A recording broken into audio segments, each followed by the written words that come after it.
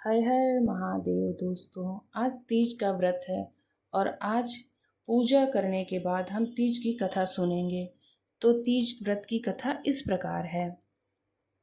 ओम नमः शिवाय।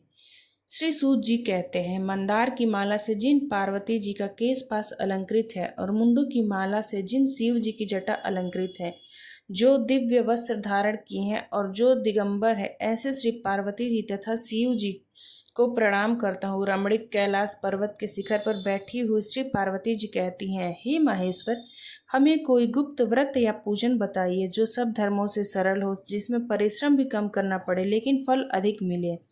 हे नाथ, यदि आप मुझ पर प्रसन्न होती है विधि बताइए। हे प्रभु, किस तप व्रत तथा दान से आदि मध्य और अंत रहित आप जैसे प्रभु हमको प्राप्त हुए हैं। श्री शिव जी ने बोला, हे देवी सुनो, मैं तुमको एक व्रत जो मेरा सर्वस्व और छिपाने योग्य है, लेकिन तुम्हारे प्रेम के वशीभूत होकर मैं तुम्हें बतलाता हूँ। श्री शिव जी ने कहा, भारतवर्ष में जैसे नक्षत्रों में चंद्रमा, ग्रहों में शून्य, वर्णों में ब्राह्मण, देवताओं में विष्णु भगवान, नदियों में गंगा, पुराणों में महाभारत, वेदों में सामवेद और इंद्रियों में मन सदृश है, सब पुराणों और वेदों का सर्वस्व जिस तरह कहा गया है, मैं तुम्हें एक प्राचीन व्रत बतलाता हूँ। एकाग्र मन से सुनो। जिस व्रत के प्रभाव से तुमने मेरा आधा आसन प्राप्त किया है वह मैं तुमको बतलाऊंगा, क्योंकि तुम मेरी प्रेयसी हो। भाद्र मास में हस्त नक्षत्र से युक्त शुक्ल पक्ष की तृतीया तिथि को उसका अनुष्ठान मात्र करने से स्त्रियां सब पापों से मुक्त हो जाती हैं। हे देवी, तुमने आज से बहुत दिनों पहले हिमालय पर्वत पर इस व्रत को किया था, यह वृतांत मैं तुमसे कहूँगा। पार्वती जी ने पूछा, हे नाथ, मैंने क्यों यह व्रत किया था, यह सब आपके मुख से सुनना चाहती हूँ। उत्तर की ओर एक बड़ा रमणीक और पर्वतों में श्रेष्ठ हिमवान नामक पर्वत है। उसके आसपास तरह तरह की भूमियां हैं और तरह तरह के वृक्ष उस पर लगे हुए हैं। नाना प्रकार के पक्षी और अनेक प्रकार के पशु उस पर निवास करते हैं। वहां पहुंचकर गंधर्वों के साथ बहुत से देवता, सिद्ध चारण, पक्षीगण सर्वदा प्रसन्न मन से विचरते हैं। वहां पहुंचकर गंधर्व गाते हैं, अप्सराएं नाचती हैं। उस पर्वतराज के कितने ही शिखर ऐसे हैं कि जिनमें स्फटिक, रत्न, वैदुर्य मणि आदि की खानें भरी हुई हैं। यह पर्वत ऊंचा तो इतना अधिक है कि मित्र के घर की तरह समझकर आकाश को स्पर्श किए रहता है। उसके समस्त शिखर सदैव हिम से आच्छादित रहते हैं और गंगा जल की ध्वनि सदा सुनाई देती रहती है। हे पार्वती, तुमने बाल्यकाल में उसी पर्वत पर तपस्या की थी। 12 वर्षों तक तुम उल्टी टंग कर केवल धुआं पीकर रही। 64 वर्षों तक तुमने सूखे पत्ते खाकर रही। माघ मास में तुम जल में बैठी रहती और बैसाख की दोपहरिया में पंचाग्नि तापती थी। श्रावण महीने में जल बरसता तो तुम भूखी प्यासी रहकर मैदान में बैठी रहती थी।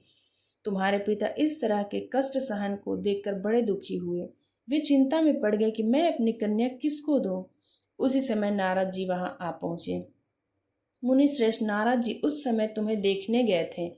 नारद जी को देखकर गिरि ने अर्घ्य, पाद्म, आसन आदि देकर उनकी पूजा की और कहा, हे स्वामिन, आप किस लिए आए हैं? मेरा अहोभाग्य है, आपका आगमन मेरे लिए अच्छा है। नारद जी ने कहा, हे पर्वतराज, तुम सुनो, मैं भगवान विष्णु का भेजा हुआ आपके पास आया हूँ। आपको चाहिए कि योग्य कन्या रत्न किसी योग्य वर को दे। भगवान विष्णु के समान योग्य वर ब्रह्मा, इंद्र और शिव इनमें से कोई नहीं है, इसलिए मैं यही कहूंगा कि आप अपनी कन्या भगवान विष्णु को ही देवे। हिमवान ने कहा, भगवान विष्णु स्वयं मेरी कन्या ले रहे हैं और आप यह संदेश लेकर आए हैं, तो मैं उन्हें अपनी कन्या दूंगा। हिमवान की इतनी बात सुनकर मुनिराज नारद आकाश में विलीन हो गए। वे पीताम्बर, शंख, चक्र और गदाधारी भगवान विष्णु के पास पहुंचे। वहां हाथ जोड़कर नारद जी ने भगवान विष्णु से कहा, हे देव, सुनिए, मैंने आपका विवाह पक्का कर दिया है। उधर हिमवान ने पार्वती के पास जाकर कहा कि हे पुत्री, मैंने तुम्हें भगवान विष्णु को दे डाला। तब पिता की बात सुनकर तुम बिना उत्तर दिए ही अपनी सखी के घर चली गई। वहां जमीन पर पड़कर तुम बहुत दुखी हुई और विलाप करने लगी। तुमको इस प्रकार विलाप करते हुए देखकर सखी बोली, तुम क्यों इतनी दुखी हो? इसका कारण बतलाओ। तुम्हारी जो इच्छा होगी मैं यथाशक्ति उसे पूर्ण करने की चेष्टा करूंगी, इसमें कोई संशय नहीं है। पार्वती बोली, मेरी जो कुछ अभिलाषा है उसे तुम प्रेम पूर्वक सुनो। मैं एकमात्र शिव जी को अपना पति बनाना चाहती हूँ, इसमें कुछ भी संशय नहीं है। मेरे इस विचार को मेरे पिताजी ने ठुकरा दिया है, इससे मैं अपने शरीर का त्याग कर दूंगी। पार्वती की इस बात को सुनकर सखियों ने कहा कि शरीर का त्याग ना करो, चलो किसी ऐसे वन को चले जहाँ पिता को पता न लगे। ऐसी सलाह कर तुम वैसे वन में जा पहुंची। उधर तुम्हारे पिता घर घर तुम्हें खोजने लगे। दूतों द्वारा भी खबर लेने लगे कि कौन देवता या किन्नर मेरी पुत्री को हर ले गया है। उन्होंने मन ही मन कहा कि मैंने नारद जी के आगे प्रतिज्ञा की है कि मैं अपनी पुत्री भगवान विष्णु को दूंगा। ऐसा सोचते सोचते ही मौन मूर्छित हो गए। गिरिराज को मूर्छित देखकर सब लोग हाहाकार दौड़ पड़े। जब होश हुआ तो सब पूछने लगे, गिरिराज आप अपनी मूर्छा का कारण बताइए। ही मौन ने कहा, आप लोग मेरे दुख का कारण सुने। ना मालूम कौन मेरी कन्या को हर ले गया है। ऐसा नहीं हुआ तो किसी काले सांप ने उसे काट लिया या सिंह खा गए। हाय हाय, मेरी बेटी कहाँ चली गई? किसी दुष्ट ने मेरी पुत्री को मार डाला। ऐसा कहा वे वायु के झोंके से कांपते हुए वृक्ष के समान कांपने लगे। इसके बाद ही मौन तुम्हें वन वन खोजने लगे। वह वन भी सिंह, भालू, हिंसक जंतुओं से बड़ा भयानक हो रहा था। तुम भी अपनी सखियों के साथ उस भयानक वन में चलती चलती एक ऐसी जगह जा पहुंची जहां एक नदी बह रही थी। उसके रमणीय तट पर एक बड़ी सी कंदरा थी। तुमने उसी कंदरा में आश्रम बना लिया और मेरी एक बालुकामय प्रतिमा बनाकर तुमने अपनी सखियों की आराधना करने लगी।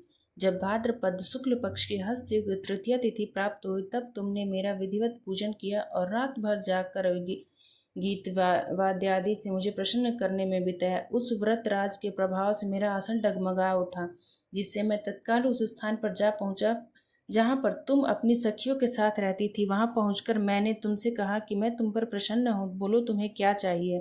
तुमने कहा, हे मेरे देवता, यदि आप मेरे ऊपर प्रसन्न हैं तो मेरे पति बने। मेरे तथास्तु कहकर कैलाश पर्वत पर वापस आने पर तुमने वह प्रतिमा नदी में प्रवाहित कर दी और सखियों के साथ उस महाव्रत का पारण किया। हिमवान भी तब तक उस वन में तुमको खोजते हुए आ पहुंचे। चारों दिशाओं में तुम्हारी खोज करते करते वे व्याकुल हो चुके थे, इसलिए तुम्हारे आश्रम के समीप पहुंचते ही गिर पड़े। थोड़ी देर बाद उन्होंने नदी के तट पर दो कन्याओं को सोते हुए देखा। देखते ही उन्होंने तुम्हें छाती से लगा लिया और बिलख कर रोने लगे। फिर पूछा, पुत्री, तुम सिंह, व्याघ्र और जंतुओं से भरे इस वन में क्यों आ पहुंची? पार्वती ने उत्तर दिया, हे पिताजी, मैंने पहले ही अपने आप को शिव जी के हाथों सौंप दिया था। आपने मेरी बात टाल दी, इससे मैं यहाँ चली आई। ही मौन ने सांत्वना दी कि हे पुत्री, मैं तुम्हारी इच्छा के विरुद्ध कुछ न करूँगा। मैं तुम्हें अपने साथ लेकर घर आया वे तुम्हें अपने साथ लेकर घर आए और मेरे साथ तुम्हारा विवाह कर दिए। इसी से तुमने मेरा अर्धासन पाया है। तब से आज तक किसी के सामने मुझे यह व्रत प्रकट करने का अवसर प्राप्त नहीं हुआ। हे देवी, मैं यह तुम्हें बताता हूँ कि इस व्रत का नाम हरितालिका नाम क्यों पड़ा। क्योंकि सखियाँ तुम्हें हर कर ले गई थी, इसीलिए इस व्रत का नाम हरितालिका पड़ा। पार्वती जी ने कहा, हे प्रभु, आपने नाम आपने नाम तो बताया, अब इस विधि को भी बताया। इसका क्या पुण्य है, क्या फल है, यह व्रत कौन करे? शिव जी पार्वती जी से कहते हैं, हे देवी, मैंने समस्त स्त्री जाति की भलाई के लिए यह उत्तम व्रत बतलाया है। जो स्त्री अपने सौभाग्य की रक्षा करना चाहती हो वह यत्नपूर्वक इस व्रत को करे। केले के खंभे आदि से सुशोभित एक सुंदर मंडप बनाए, उसमें रंग बिरंग की रेशमी कपड़ों से चंदोवा लगा, चंदन आदि सुगंधित द्रव्यों से वह मंडप लिपावे। फिर शंख, भेरी, मृदंग आदि बजाते हुए, लोगों को एकत्रित करते हुए, तरह तरह के मंगलाचार करते हुए उस मंडप में पार्वती तथा शिव जी की प्रतिमा को स्थापित करें। उस रोज दिन भर उपवास कर बहुत से सुगंधित फूल, सुगंध और मनोहर धूप, नाना प्रकार के नैवेद्य आदि एकत्रित कर मेरी पूजा करें और रात भर जागरण करें। ऊपर जो कुछ वस्तुएं गिनाई गई हैं उसके अतिरिक्त नारियल, सुपारी, जिम्बरी, नींबू, लौंग, अनार, नारंगी आदि जो जो फल प्राप्त हो सके उन्हें इकट्ठा करें। उस ऋतु में जो फल तथा फूल मिल सके विशेष रूप से रखें। इसके बाद धूप दीपादि से पूजन कर प्रार्थना करें, हे शिवे, हे शिव रूपिणी, हे मंगले, सब अर्थों को देने वाली हे देवी, हे शिव रूपे, आपको नमस्कार है। हे शिव रूपे, आपको सदा के लिए नमस्कार है। हे ब्रह्म रूपिणी, आपको नमस्कार है। हे जगदात्री, आपको नमस्कार है। हे सिंह वाहिनी, आपको नमस्कार है। संसार के भय से भयभीत मुझ दीन की रक्षा करें, इस कामना की पूर्ति के लिए मैंने आपकी पूजा की है। हे पार्वती, मुझे राज्य और सौभाग्य दे, मुझ पर प्रसन्न होवें। इन्हीं मंत्रों से पार्वती तथा शिव की पूजा करें। तदंतर विधि पूर्वक कथा सुने और ब्राह्मण को वस्त्र, गौ, स्वर्ण आदि देवें। इस तरह एकशित होकर स्त्री पुरुष दोनों एक साथ पूजन करें। फिर वस्त्र आदि जो कुछ भी हो संकल्प करें। हे देवी, जो स्त्री इस प्रकार पूजन करती है वह सब पापों से छूट जाती है और उसे 7 जन्मों तक सुख तथा सौभाग्य प्राप्त होता है।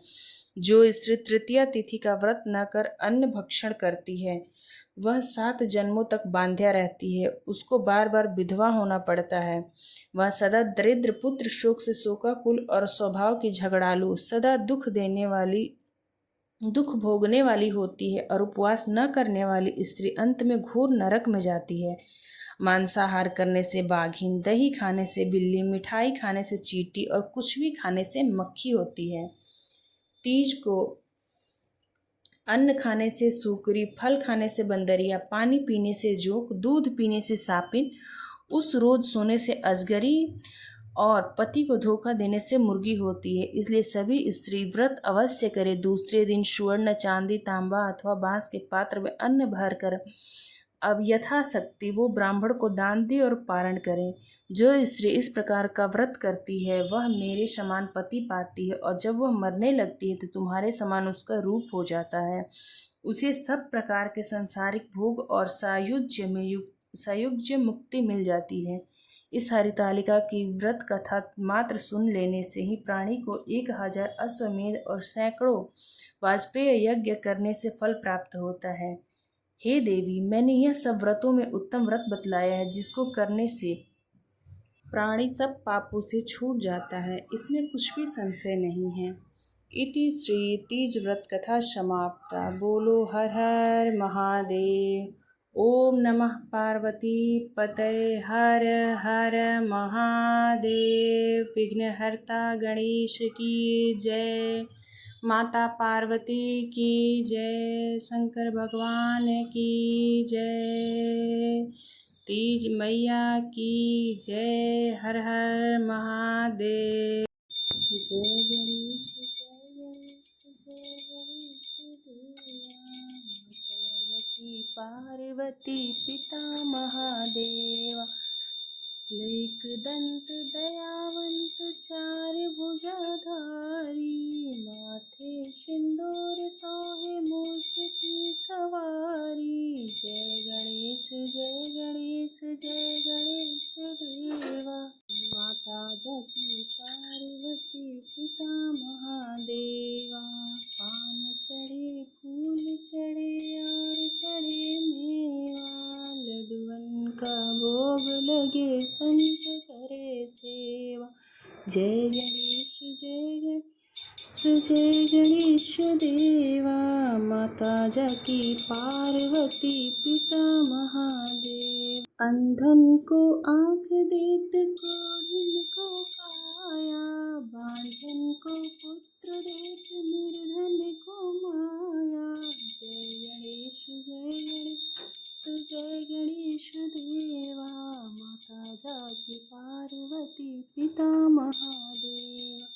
सूर श्याम शरण आए, सफल कीज सेवा। माता जाकी पार्वती पिता महादेव। जय गणेश, जय गणेश, जय गणेश देवा। माता जाकी पार्वती पिता महादेव। दीनन की लाज रखो, शंभु शुद्धकारी। कामना को पूर्ण कर जाऊं बलिहारी। जय गणेश, जय गणेश, जय गणेश देव। माता जाकी पार